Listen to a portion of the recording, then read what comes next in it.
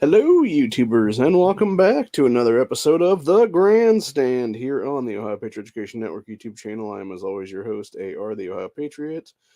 And for today's episode, we're going to talk about the voter ID law that DeWine signed into place last week in Ohio is now being challenged by a bunch of leftist fucking cunts who are literally special interest groups and a bunch of fucking Bloomberg and Bilderberg and Soros paid puppetry is what it is, dude, and fuck every single one of these people, and they should be tossed out of this fucking state on their ass. Actually, no, fuck that. They shouldn't be tossed out of the state. They should be tossed in the fucking jail cells in this state for trying to fuck with our actual voting laws, is what it is, dude.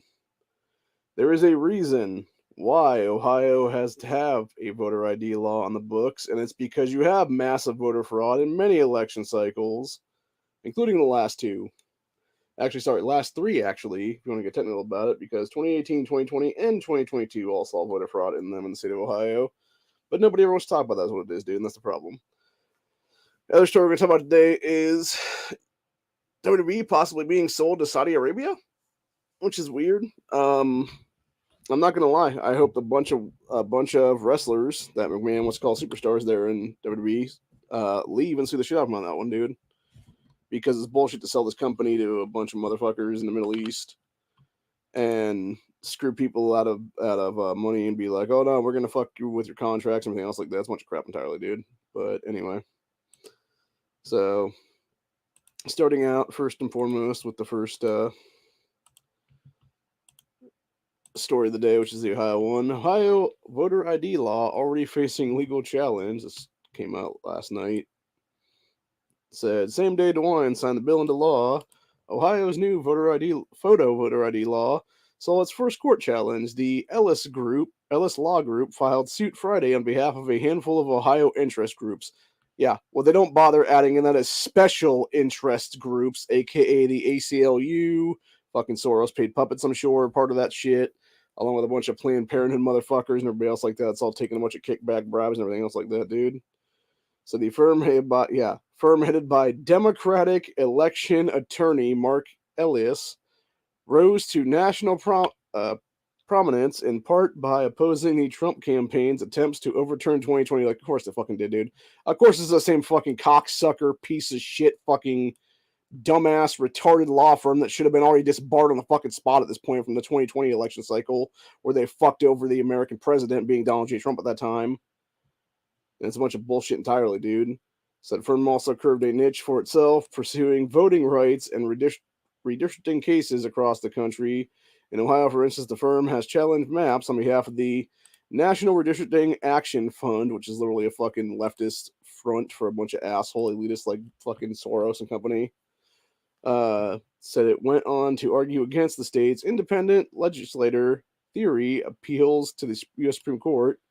Said Ellis's attorneys filed its suit on behalf of the Northeast Ohio Coalition for the Homeless.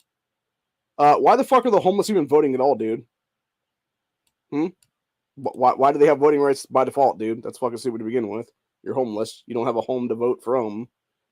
And the first thing, number one on that one, technically speaking, they could still get IDs. Here's the thing about that, dude. The homeless people in the state of Ohio could actually still get IDs because even if you're homeless, as long as you're registered with the, specifically here in Stark County, I know that's how it goes. When you go down to the food stamp office, I forget what it's actually called, like health, what is it called now? Child and Family Services Office or whatever. You actually can, if you're homeless, if you're like indigent or whatever, and you don't have no place to live and shit, you can actually use their office, their particular address there, as your place of residence, so you can have your like mail and shit sent there. Is what it is, dude. And that being the case, you could also use it for a fucking ID if that be the case then as well, dude. I'm pretty sure. Anyway, so that was one of them, and then it said Ohio Federation of Teachers, of course, a bunch of leftist fucking bullshit assholes, dude. So you got fucking Coalition of Homeless People, Ohio Federation of Teachers, is known leftist thing, and Ohio Alliance for Retired Americans, and the Union Veterans Council. Yeah, all a bunch of leftist fucking groups is what it is, dude.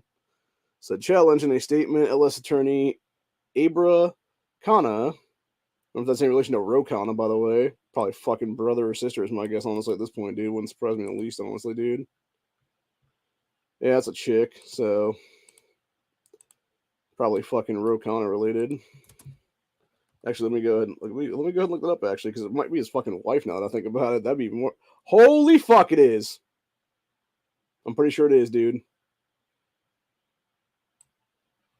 Pretty fucking sure that that's who that is, dude. Maybe not. Says New Jersey native, Seattle transplant. Okay. So yeah, it's some dumb bitch. Then if that'd be the case, dude. Fuck her. Seriously. Bunch of shit either way, dude. But anyway, going back to the rest of this article, it said, called Ohio's new law a, quote, sweeping attack on Ohioans' fundamental right to vote. First of all, lady, you have no legal right to vote at the age of 18, number one. That's actually a thing in the 18th Amendment, or, what is it? 26th Amendment. And even then, the only reason that became a thing was because of military service and stuff like that. So, it's a bunch of bullshit to even try to claim that crap, because it's not a fucking attack on our fundamental right to vote. It's literally, what it is it's a way to stop the attacks of you fucking douchebags from stealing our fucking election the way you stole the U.S. Senate seat for that piece of shit Sherrod Brown in 2018, bitch. That's what it really is at the end of the fucking day. So although requiring voters to present a photo ID when voting is the most recognizable change, the law makes other important changes too. The timeline to, quote, cure discrepancies for provisional ballots is now shorter. The deadline for absentee votes to arrive after the election is tighter as well, as it should be. The whole point is, dude, I'm sorry, but absentee ballots shouldn't even be allowed to be counted if it's already after the fucking polls have closed and the votes have been counted and stuff like that, dude. Fuck that. Number one. Number two on that, I have been since I was 18 years old, fucking 20 years ago, dude. Not quite 20 years ago, because I was 19 the first time I voted, if I'm not mistaken, in 2004. So, yeah, for 19 fucking years, half of my life now, I have been going to polls and using a state ID to vote. So you can't sit here and tell me that people haven't been using photo IDs to vote for fucking decades now, you dumb bitch. Dude, I swear, I just need to find a lawyer or even become like the head person or whatever for a counter lawsuit from the Ohio Attorney General's office at this point, and just be like Dave Yost, star witness and shit, dude, and be like, no, fuck you people. This is how it really is, kind of thing. Is this the case, dude?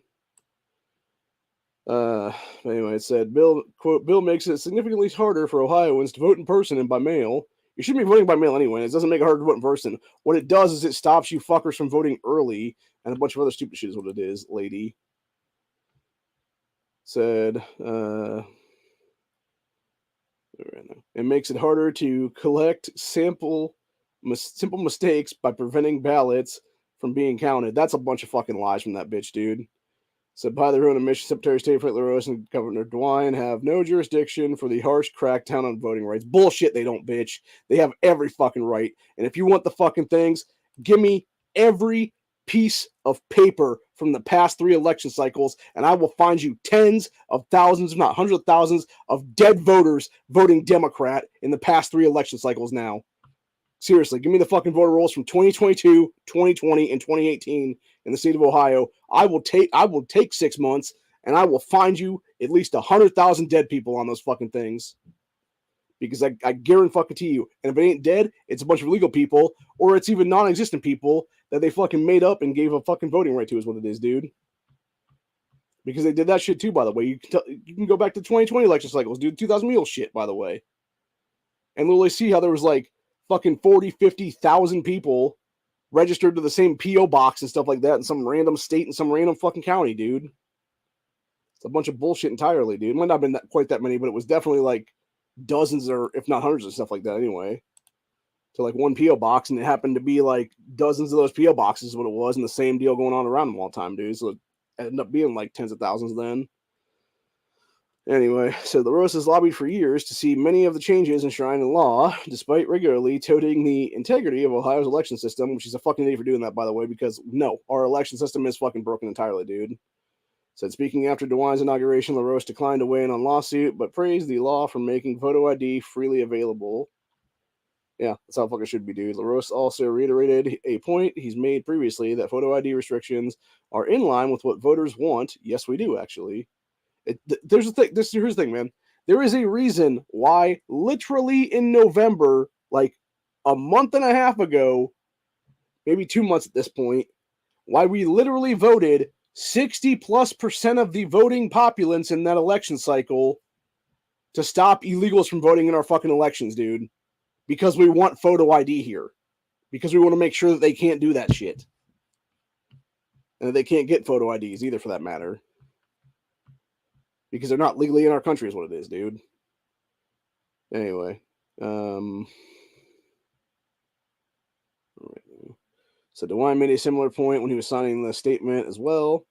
So Ellis Group Challenge dismisses those assertions outright to the extent that there is any need to bolster public confidence in the security and accuracy of Ohio elections. Bullshit, there's not, dude.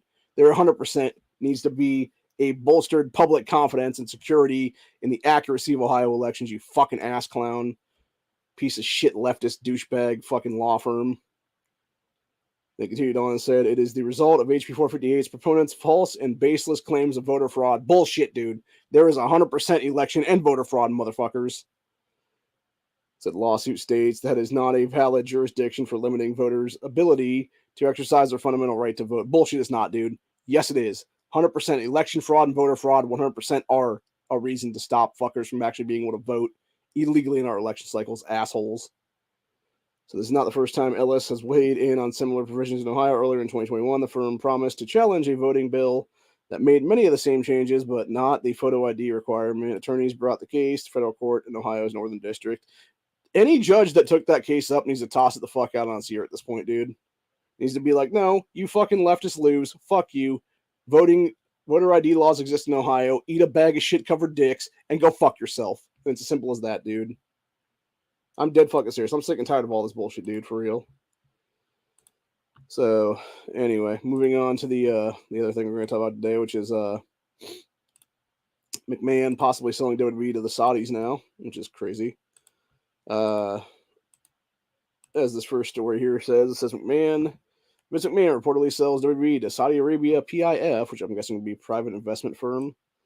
It says Royal Entertainment is reportedly being sold to Saudi Arabia's public investment fund. Okay, so I was wrong about being a firm. It's a fund. It said news came just hours after the bombshell that Stephanie McMahon had resigned from the company after her father, Vince McMahon, had returned as chair of the board. McMahon, who owns controlling shares of the company, is said to have sold the company to Saudi Arabia in a move that will take the company off the public stock market and back into being a private business. Jesus. Fucking ridiculous, dude. So WWE, which is the leading professional wrestling company and has broadcasting deals with USA Network, Peacock, and Fox, went public on August 3rd, 1999. But previously, the company was owned by the McMahon family. So news of the sale isn't completely shocking, as McMahon made it clear that he intended to return in order to sell the company. Quote, WWE is entering a critical junction in its history, and the upcoming media rights negotiation coinciding with industry-wide demand for quality content and live events, with many more companies seeking to own the intellectual property of their platforms, said McMahon last week. Only way WWE is to fully capitalize on this opportunity is for me to return as executive chairman and support the management team in negotiations for our media rights, and to combine that with a review of strategic alternatives. My return will allow WWE, as well as any transaction counterparties, to engage in these processes knowingly that they have the support of the controlling shareholder. Last year, McMahon came under fire from various reports alleging that he had paid upwards of $12 million in hush money to women that he had fucked and had sexual liaisons with, essentially what it is. Various infidelities as well against when he was married to Lynn McMahon at the time. So his initial report alleged McMahon had paid $3 million in hush money to a woman who he then allegedly had an affair with. As a result of the report, McMahon stepped down from the role as chairman of the board and stuff like that. So yeah, interesting. So there's that one, and then there was another one here that I wanted to talk about as well, which was Stephanie McMahon actually stepping down here as CEO, which is fucking nuts as well. So you got Saudi Arabia maybe buying WWE, so McMahon resigns as CEO.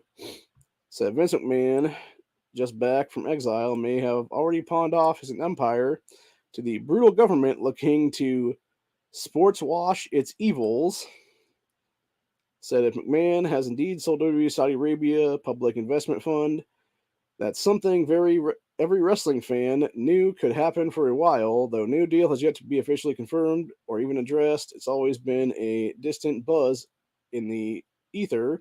Rumors of the sale of the company have been louder, though, since Nick Khan came aboard, combined with the WWE running shows in Saudi Arabia, despite all the flashing, blaring reasons to not do so, made the connection relatively easy for anyone who wanted to connect the dots. Yeah, it's a bunch of shit, dude, entirely. I'm not gonna lie, dude, as somebody who's watched the product specifically, and I'm gonna be for real about it, dude, like, I've specifically in the past, I don't know, 8 months or so, I've started watching NXT pretty heavily, and I enjoy NXT. I know other people don't for some reason. I think it's pretty good, actually, to be honest with you guys, because I think they do a good job. Like, here's my thing.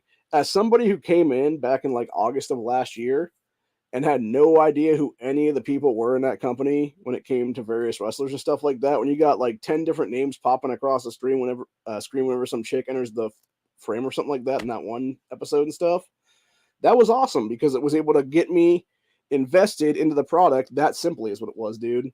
And as somebody coming in from the outside and them having done that, it allowed me to get more invested into the actual company again, is what it was.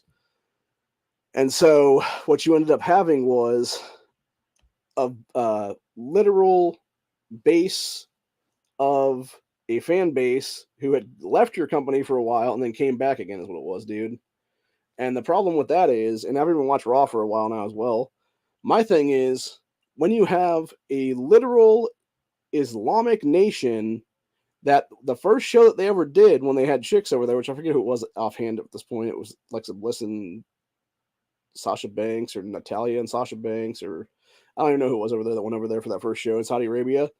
They had those chicks literally head to toe in like fucking Power Ranger looking gear, dude, to where you couldn't see any cleavage, you couldn't see any bare skin at all for that matter, except for like below the neck, basically, is what it was, dude. Like everything above like the neck and the head was like all you could really see is what it was, and like the feet. And you're talking about a bunch of people who follow a so-called religion that literally is cool with fucking 6 to 10-year-old little girls being married off to fucking old ass men in their fucking 50s, 60s, 70s, etc., dude. So yeah, fuck that, dude, for real. And I'm not gonna lie, I personally hope if this sale does go through, I hope a fuck ton of these wrestlers fucking jump ship at this point, dude. Break fucking contracts, have McMahon force them to be sued at this point, dude. Like, break the fucking contracts, force them to sue you and stuff like that, man.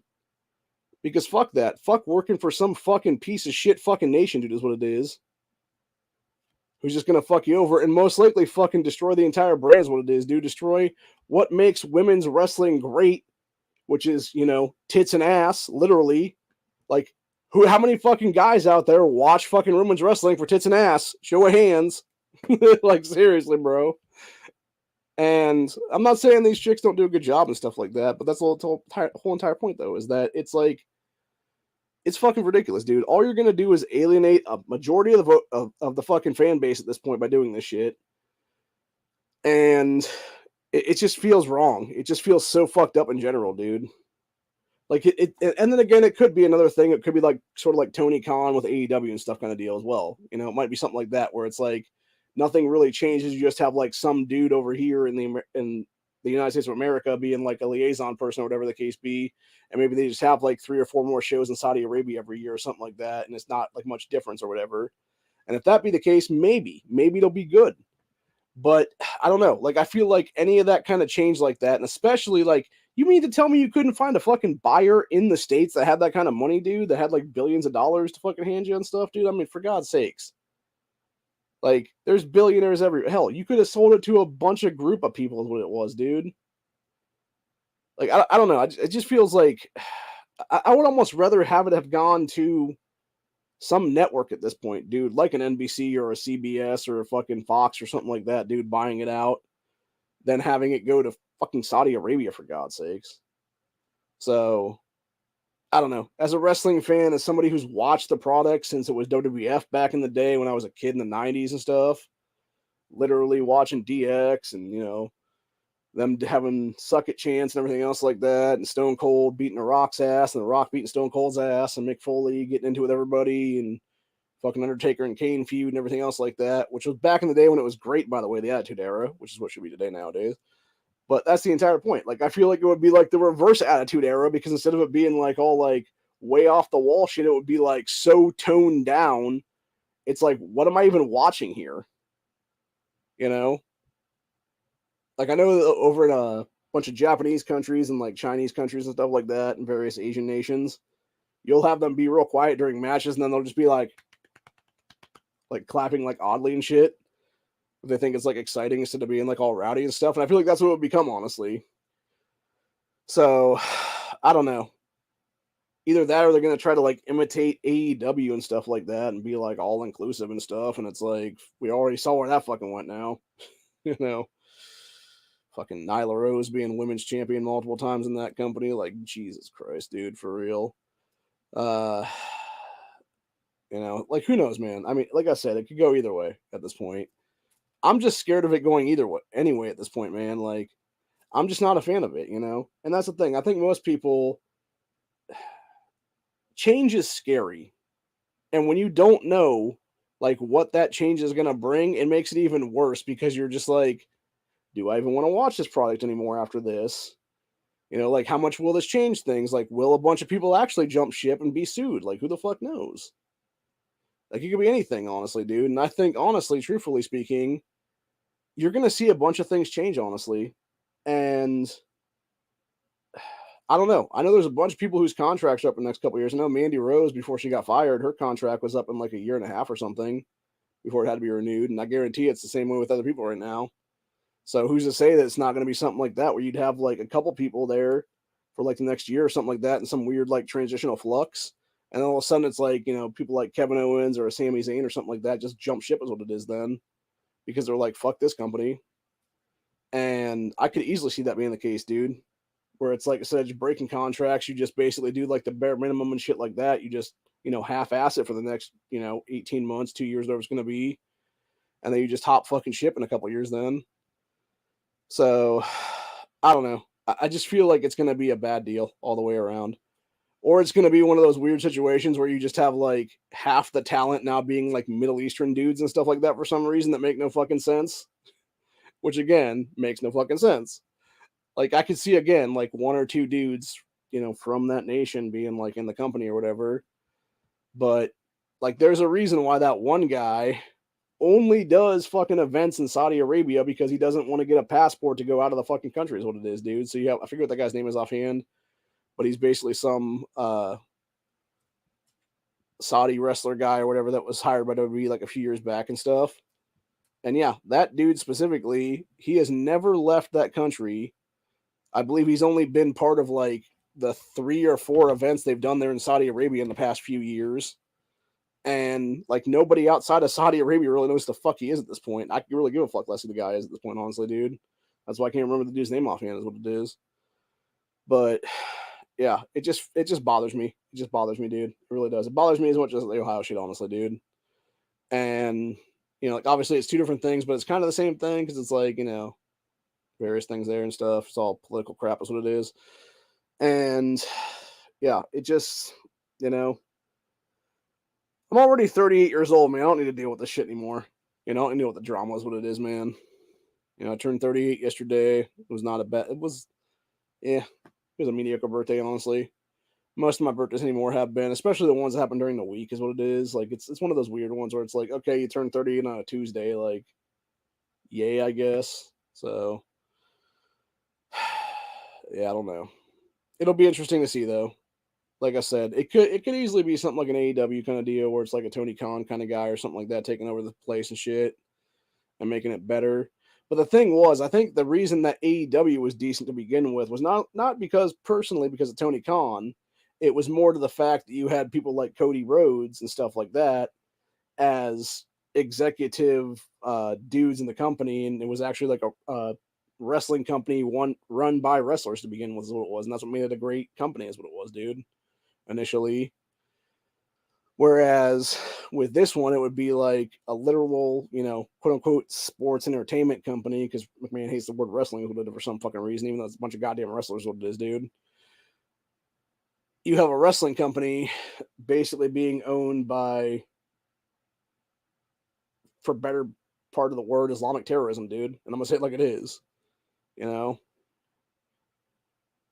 What's funny to me too is, okay, so you have this private investment fund in Saudi Arabia that can somehow afford to, buy out WWE, but yet they can't afford to take in a bunch of Afghani refugees that have now been laid upon America, right? Like, that's what pisses me off too, by the way, as well, on that one. Like, let's go shell out like hundreds of millions, if not billions of dollars for this whole thing. But yet we can't come up with that money to go, actually help people out and be a safe nation and harbor for them and stuff like that in the Middle East. So yeah, it's a bunch of two-faced bullshit is what it is, dude, and I'm sick and tired of it. So anyway, but yeah, I saw obviously this a little bit ago about the whole thing with McMahon and stuff, and I thought it was interesting. I want to talk about it for a little bit here, so it'll be interesting to see what happens there. Because obviously he had the one like a couple hours ago saying he did sell, and he had another one like an hour or two ago as well saying it's possible he sold. So who knows? Well, I'm gonna wait a few days, see what happens here. If there's actual like announcements on like mainstream media and stuff like, oh yeah, Vince McMahon sells WWE for like $18.4 billion or something like that, dude, or $118.4 billion or something crazy like that. That's what it would probably be actually. Because I'd be willing to bet it was like in the hundreds of billions at this point, honestly, dude. Because if you're gonna sell your company off, like you're gonna want a huge premium for it, is what it's gonna be, dude. But yeah, I feel sorry for any of the people that have been there for years, if not decades, with the McMahon family, and it's like, okay, this is who my boss is. This is who I got to deal with on a regular basis, and now all of a sudden it's like, here's fucking Mohammed walking in next day, being your new boss now, or here's Jamal or something like that in accounting now, or something like that, and it's like, fuck that, dude, fuck that. So I don't know. I could easily see some of the people just legit breaking contracts and jumping ship at this point, dude. Be like, fuck you, fuck your contract. Sue me if you have to, but I'm leaving here, Or it might be something too where it's I know for a fact like the last couple of years of like a couple people's contracts, they just went home. They went home and got paid, dude, is what it was.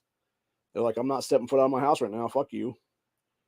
I want to say Lesnar did that a while ago, like some years back and stuff like that. And they just sat home, let their contract expire is what it was, dude. And I could easily see that being the case in most cases, honestly, dude, for a lot of these people, where it's like, nah, screw those people, dude. Like, I ain't work for them people ever again, dude. Fuck them. And yeah, it just became a thing where you had the company change, and changes brought about people just jumping ship and being like, nah, I'm going to let my contract expire and I'll sit home for the next 18 months watching my kids grow up and stuff like that, or whatever it is. I could totally see that with people like The Miz and shit, dude, as well. I mean, hell, he's got the Miz and Mrs. show. Like, you just go shoot a bunch of fucking episodes of that if that'd be the case throughout the year and stuff then, instead of going and working for the company then. So, now granted, would he actually jump ship or not? It's hard to say, honestly, because I know his whole deal when he was in the real world back in the day was basically, oh, I want to be in WWE and be WWE champion at one point in time in history or whatever the case be, and that was back when it was WWF or whatever back in the day. And he eventually did make his, he achieved his goal. He made his dreams into reality is what it was, and made his, livelihood for the past couple decades now in that company. So who knows, man? But yeah, I could definitely see some of like the lesser talent and stuff like that being like, yeah, I didn't sign up for this shit, and just all like banding together and just jumping ship is what it is, dude. And you just have like this you have a mass exodus one way, and you have like maybe like a mass, coming in a different way or something like that, if that be the case. And it could be something like that where you just have like some weird transition of talent and stuff like that where it doesn't really change much of anything. But I feel like in general, there's going to be some changes happening for sure, 100%, because of the fact that it just feels like it's too, like, it just feels like so out of the blue, even though people are like, oh, it's, possibly been happening for like months now and stuff like that. Like, this is the first I'm hearing about it, dude, as a wrestling fan. So what the fuck? And yeah, to me, it's like, it just feels very sussy, at this point, dude. And it feels like a way for McMahon to basically get out while the getting's good kind of thing, because he knows fucking, financial collapse about to happen in this country and pretty much worldwide for that matter. And it's like, why not, sell it to Saudi Arabia now and get a shitload of gold bars or fucking oil or something like that in return instead of fiat currency. And then you can basically just live like a fucking king elsewhere is what it is then or something. I could easily see that being the case, man, for real. Especially with the whole contract negotiation thing coming up. And of course their, deals with Universal and Fox and stuff like that being renegotiated in the next year or two is what it is. Yeah, I could definitely see that being a thing as well and being the main reason why they did that stuff. And, it'll be interesting to see what happens then if it actually is sold to private hands again, and if those private hands just happen to be a bunch of Saudi princes and stuff like that, dude. Like I said, if I was I'll say it like this though, if I was any female in this company right now, there is no chance in hell that I would be working for Saudi Arabia after everything, dude. Fuck that shit, dude. Fuck that, because you are going to be so oppressed in that company, and it's going to be funny, dude. I guarantee there's going to be, if that be the case and you had Saudi Arabia actually owning this shit now or whatever, I guarantee you there's going to be horror stories in the years to come of like female abuse overseas and shit like that, dude, is what it'll be. And it'll basically be like the speaking out movement times about 1,000,000 is what it'll be then. So, yeah, if I was a chick in that company, I'd be like, okay, I'll see you later. Fuck you. I'm breaking my contract now. So, anyway, but that's pretty much where we're at for the day, though. Hope you guys enjoyed this. I thought it was pretty interesting, and we